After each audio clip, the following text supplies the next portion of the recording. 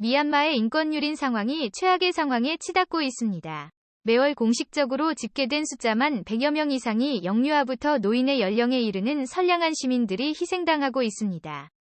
국토전략팀이 미얀마의 인권단체인 정치범지원협회 BP에서는 군사정권이 출범한 2월 1일 이후로 약 8개월 동안 1200여 명의 민간인이 공식적으로 희생당했고 7000명에 달하는 민간인이 체포 구금 중인 것으로 보고되고 있습니다.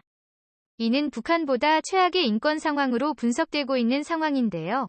이러한 상황에서 민주화운동기념사업회 측에서 한국 국민들이 미얀마 민주화 운동을 지지하는지 여부에 관한 설문조사가 나와 눈길을 끌고 있습니다.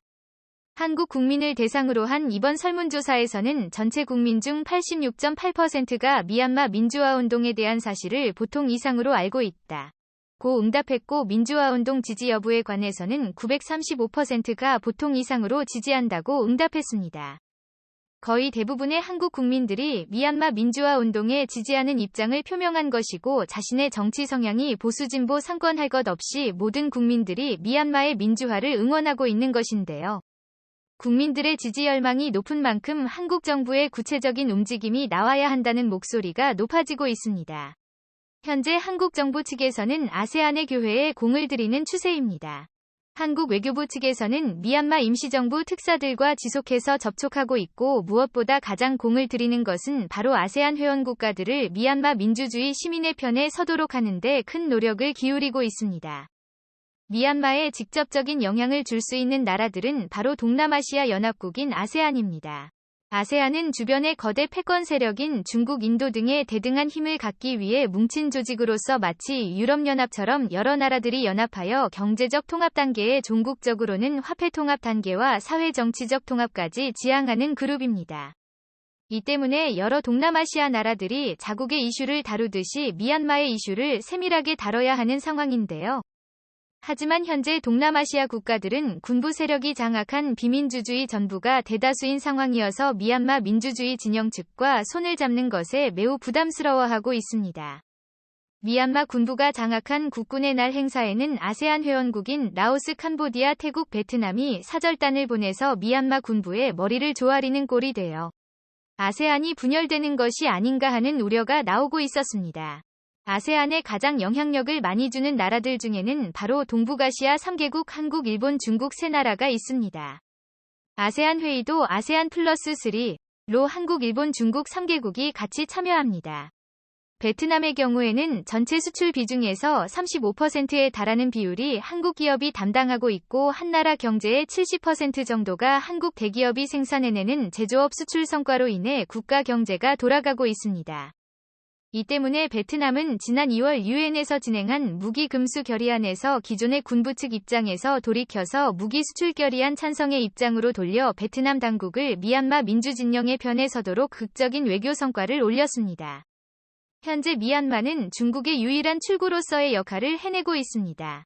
군부 쿠데타 사건 이후로 동남아시아에서 유일하게 친중국 성향을 띠고 있는 나라가 됨으로 인해서 중국은 중국의 쿵밍에서부터 미얀마차의 표항양으로 이어지는 인도양 출구 노선을 확보하였습니다.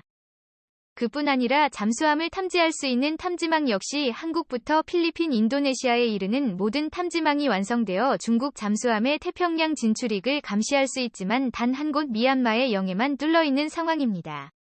이 때문에 중국의 잠수함이 말라카 해협을 지나는 거대 컨테이너 화물선 밑으로 잠항할 경우에는 인도양으로 빠져나가는 중국의 핵잠수함을 전혀 탐지할 방법이 없습니다. 이러한 상황 때문에 미얀마 사태로 인해서 미국을 비롯한 범서방진영의 대중국 압박 연합전선에 커다란 구멍이 뚫려버린 상황입니다. 중국의 급속한 성장과 군사패권 확대는 한국을 비롯한 미국 등 범서방진영 국가들에게는 국가 존망의 위협이 되고 있습니다. 미얀마가 뚫려버리게 된다면 중국은 이란, 파키스탄과 같은 중국의 맹방국으로부터 석유 등 천연자원을 수급할 수 있고 서방권의 제재를 뚫고서 막대한 부를 쌓을 수 있을 뿐 아니라 이 같은 추세대로라면 미국의 GDP를 추월하고 1인당 국민소득 역시 지금의 1만 달러에서 2만 달러로 크게 전포해서 거대한 미국과 유럽을 압도할 만한 선진국이 되어 미국이 주도하던 세계 패권을 위협할 것으로 관측됩니다. 하지만 아세안 회원국들로부터 변화가 안치되기 시작했습니다. 이번 6월 유엔에서 베트남이 기존의 군부 측 입장에서 돌이켜 무기 금수 찬성표를 던진 이후로 인도네시아, 말레이시아, 싱가폴 등 동남아시아의 민주주의가 안착해가는 국가들을 중심으로 미얀마 군부 측에 강력하게 견제의 입장을 밝히고 있습니다. 특히 이번에 진행되는 아세안 정상회의에서는 리나웅 클라인 군부 쿠데타 총사령관을 초대하지 않기로 가닥을 잡고 있는 상황입니다. 현재 한국에서 개최되고 있는 아세안 비즈니스 위크가 진행되고 있는 상황에서 결정된 소식인지라 더욱 뜻깊은 상황인데요.